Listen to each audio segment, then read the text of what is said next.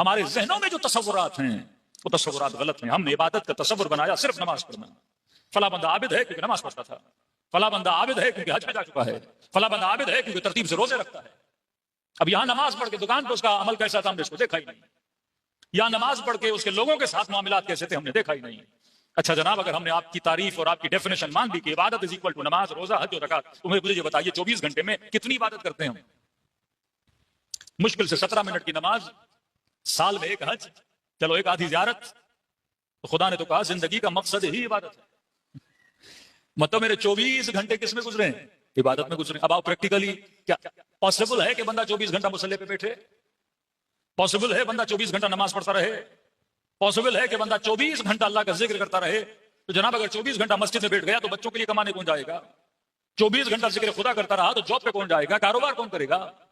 तो जब आपके लिए पॉसिबल नहीं है तो खुदा भी ऐसी डिमांड नहीं कर सकता कि जिंदगी का मकसद इबादत है। अब सवाल यह है कि मैं जिसको इबादत समझ रहा हूं वो इबादत और है, खुदा जिसे इबादत समझ रहा है वो इबादत और है। अगर इबादत को समझ जाओ तो रातों को सलमान का सोना भी इबादत बन जाता है।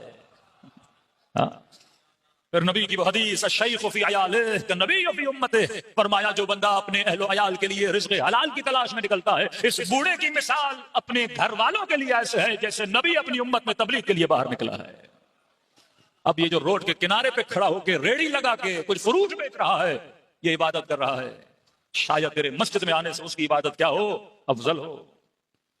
ये पसीना जो बहा रहा है अपने बीवी बच्चों के लिए रिज़्क़ हलाल के लिए क्या कर रहा है? इबादत कर रहा है। सारे नतीजे आपने यहां तो नहीं देखने, असल नताइज दुनिया कहां मिलते हैं? आखिरत में मिलते हैं। तभी जब एक मजदूर रसूल की खिदमत में आया, मजदूर मतलब घर बनाता था, रास्ते का काम करता था, नबी ने उसे देखा, पसीने से शल था और उसके हाथों के नाखूनों पे मजदूरी कर करके मिट्टी जमा हो गई थी। अजीब प्यारी रिवायत है, फरमाते रसूल ने उसके हाथ को आगे बढ़ाया और उसके नाखूनों पे लगी हुई मिट्टी को उतारा और मुस्तफा ने उस मिट्टी को बोसा दिया और फरमाया कि इसके बदन से जो पसीने के कतरे गिर रहे हैं, ये पसीने के कतरे नहीं, ये तस्बीह इलाही के दाने हैं जो टपक रहे हैं।